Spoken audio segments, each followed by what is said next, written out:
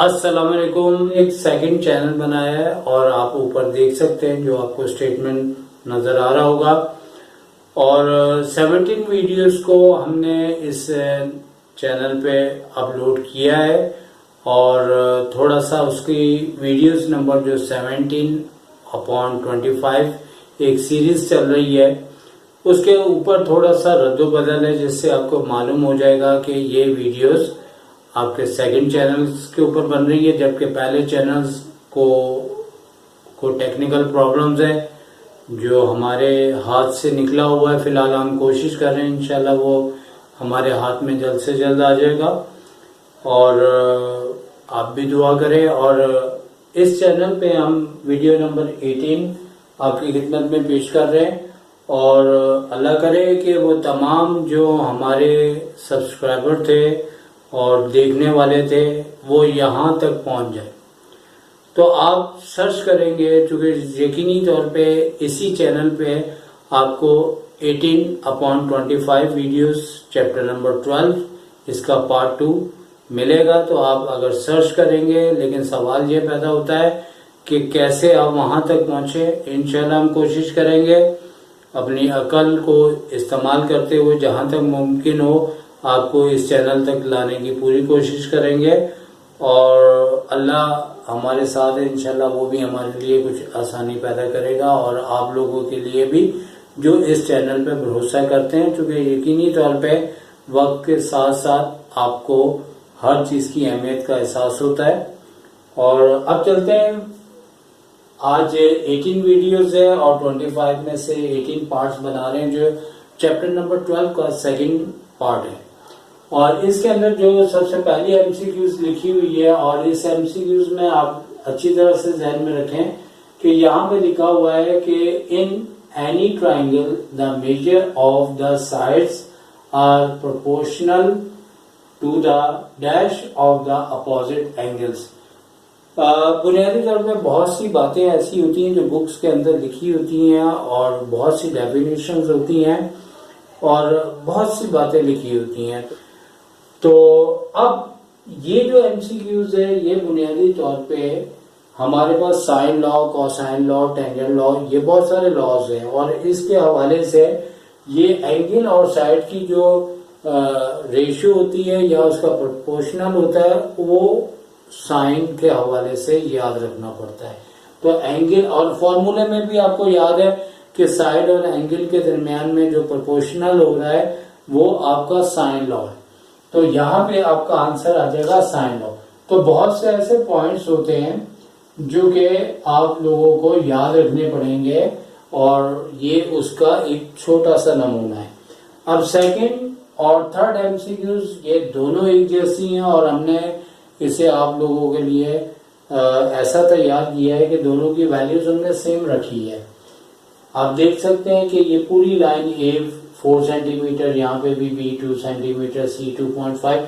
सिर्फ ये है कि वो एक ट्राइंगल एबीसी का जिक्र कर रहा है और कह रहा है कि इसमें स्मॉलेस्ट एंगल बताओ, इसमें कहता है कि लार्जेस्ट एंगल बताओ। अब बात ये है कि जो बच्चे इसके ऊपर फॉर्मूला अप्लाई करके शुरू हो जाएंगे वो अपना टाइम को जाया करेंगे। आपने बिल्कुल ऐसा नहीं करना। आप याद रखें, हमारे पास जब 3 साइड्स ट्राइंगल की दी जाती हैं तो हमारे पास जो साइड सबसे छोटी होती है उसका एंगल भी छोटा होता है और जो साइड सबसे बड़ी होती है उसका एंगल भी बड़ा होता है। इसकी मिसाल मैं आपको इस तरह से उसका कॉन्सेप्ट क्लियर करूंगा कि देखिए, अगर फर्ज करें कि मैं इस पेन के ऊपर ये यहाँ पे मैं ट्राइंगल बनाता हूँ तो यहाँ मैं एंगल बनाता हूँ, तो आप देखेंगे अगर ये 0 डिग्री है तो इसके सामने वाली साइड जो है बिल्कुल नहीं बनी। लेकिन जैसे जैसे एंगल बनता है तो इसके सामने की साइड भी उसी लिहाज से बनती है। तो जब साइड छोटी होगी तो एंगल भी छोटा होगा, जब साइड बड़ी होगी तो एंगल भी बड़ा होगा। तो एमसीक्यूज दोनों लिहाज से पूछी जा सकती है, या तो वो आपको एंगल्स देंगे, स्मॉलेस्ट साइड पूछेंगे, या साइडें देंगे स्मॉलेस्ट एंगल, या फिर लार्जेस्ट एंगल लार्जेस्ट साइड पूछेंगे। तो याद रखें, सबसे छोटी साइड सबसे छोटा एंगल, सबसे बड़ी साइड सबसे बड़ा एंगल। तो इसका आंसर हमारे पास जो है वो स्मॉलेस्ट के लिहाज से एंगल बी आ जाएगा। एंगल नहीं लिखेंगे यहाँ पे क्योंकि एंगल ऑलरेडी लिखा हुआ है। और इसी तरह सेम एमसीक्यूज है, सिर्फ लार्जेस्ट एंगल पूछ रहे हैं। तो सबसे बड़ी साइड आपकी 4 सेंटीमीटर है, तो एंगल भी आपका जो है लार्जेस्ट कैपिटल ए आपको ऑप्शन, क्योंकि हम साइड पे ऑप्शन नहीं लिखते, डायरेक्ट आंसर बताते हैं, तो लिहाजा आपको यकीनी तौर पे ऑप्शन दिए जाएंगे और उसमें यही ऑप्शन बेहतर है कि आपको एंगल्स दिए जाए। और चूंकि अगर वो वैल्यूज की सूरत में देते हैं ना, हो सकता है आपका अंदर से सवाल ये हो कि अगर वो वैल्यूज में दे देते हैं तो फिर तो भाई कैलकुलेट करना पड़ता है। इस तरीके से हमारा नंबर 1, नंबर 2, नंबर 3 कंप्लीट हो चुका है। और नंबर 4 और 5 बुनियादी तौर पे नंबर 4 और 5 हमारी वीडियो नंबर 17 जो थी उसमें थोड़ा सा हम लोगों ने ये पॉइंट ड्रॉप कर दिया था, जिसकी बुनियाद पे अब यहाँ पे हम डिस्कस कर रहे हैं। 4 के अंदर ये कह रहा है कि if A 2 centimetre, B 3 centimetre और C 5 centimetre then major angle B A C, आप ये बताएं। अच्छा भाई, अब इसके बारे में ये बात है कि दो बातें हैं, या तो ये एमसीक्यूज का आंसर होगा कि ये आपकी ट्राइंगल ही नहीं है, ठीक है, ये बल्कि एक स्ट्रेट लाइन है, ठीक है ना, क्योंकि दो किस्म की बातें हो सकती हैं। वजह यह है कि याद रखें, ये मैंने पहले भी बात की थी कि हमारे पास दो साइडों के अगर ऐड करें तो वो तीसरी साइड के इक्वल हो, तो इस सूरत में ट्राइंगल नहीं बनता, एक स्ट्रेट लाइन बनता है। अब जैसे फॉर एग्जांपल अगर मैं इस तरह से बात करूं कि ये जो है अगर इस पेन में इस तरह ओपन कर लें और इसको हम सपोज कर लें कि ये 3 सेंटीमीटर है, ये 2 सेंटीमीटर है, और अगर ऐसे कर दें तो ये 5 सेंटीमीटर है। अब सवाल ये पैदा होता है कि अगर 5 सेंटीमीटर को हम यहाँ पे ले लें और यहाँ पे 3 सेंटीमीटर ले लें या 2 सेंटीमीटर ले लें, और लेने के बाद अगर हम ट्राइंगल बनाते हैं तो ट्राइंगल के ये दोनों जो कॉर्नर्स हैं ये आपस में मिल जाएंगे और इसके अंदर एरिया डेवलप होगा तो वो ट्राइंगल होंगे। लेकिन जब ये 5 सेंटीमीटर है, ये 3 है, ये 2 है, तो जब ये आपस में मिलते हैं तो इनका वर्टेक्स उधर जाके मिलता है कि ये पूरे लाइन के ऊपर लेट जाते हैं दोनों साइडें और एक स्ट्रेट लाइन या कॉन्सिडेंट लाइंस को रिप्रेजेंट करते हैं। तो इस सूरत का मतलब ये हुआ कि ये तो ट्राइंगल नहीं बनी।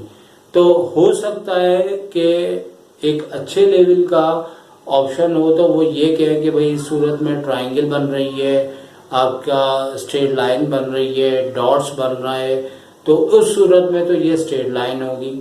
लेकिन भाई कोई पता नहीं होता, हो सकता है आपको ये कह दें कि भाई इसका एंगल बताओ, तो वैसे तो ये ट्राइंगल नहीं बनती। लेकिन बहरहाल लिहाजा अगर बी ए सी करके वो एंगल पूछते हैं तो याद रखें कि मैट्रिक के थ्योरम के लिहाज से जब आपको बी ए सी लिखते हैं तो बुनियादी तौर पे ए एंगल के बारे में बात करते हैं। तो अगर हम एक ये ट्राइंगल तो बनेगा नहीं, और अगर ए बी और सी पॉइंट है तो ये 3 है, ये 2 है, तो ये 5 सेंटीमीटर है, तो यहाँ पे आ जाएगा। और अगर ये इस तरीके से एंगल पूछ रहे हैं तो बी ए सी है, तो यहाँ से अगर हम बी काउंट करें तो ये ए है और ये सी है। तो इस सूरत में यहाँ पे अगर मैं आपसे ये कहूँ कि भाई ए बी जो है वो आपका ए सी लाइन के ऊपर आके ऐसे ऊपर आ गई, और आ जाने के बाद वो एक ही लाइन के ऊपर कॉन्सिडेंट लाइंस कहलाती है जब लाइन के ऊपर लाइन जाती है। तो अब जाहिर सी बात है अगर वो 0 डिग्री है तो वो दोनों लाइनें एक दूसरे के पैरेलल्स हैं, तो इस सूरत में ए पे 0 डिग्री बनेगी।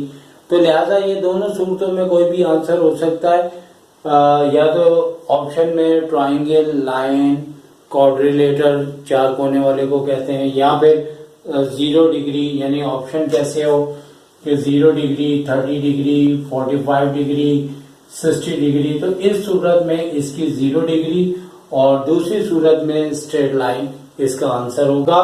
लिहाजा जो ऑप्शन होगा उसके मुताबिक लिख लेंगे और मैंने समझा दिया। और नंबर 5 हमारी एमसीक्यू जो है वो पहले जो हमने 17 वीडियोस बनाई थी उसमें ये पॉइंट मिस हो गया था, जिसको हम आज इधर डिस्कस कर रहे हैं। इसके लिए आपका जरा स्मार्ट मैथ होना चाहिए, और इसमें करना क्या है कि ये पहली बात तो हमें समझ में नहीं आएगा कि ये फॉर्मूला है कि क्या है, क्या चीज है।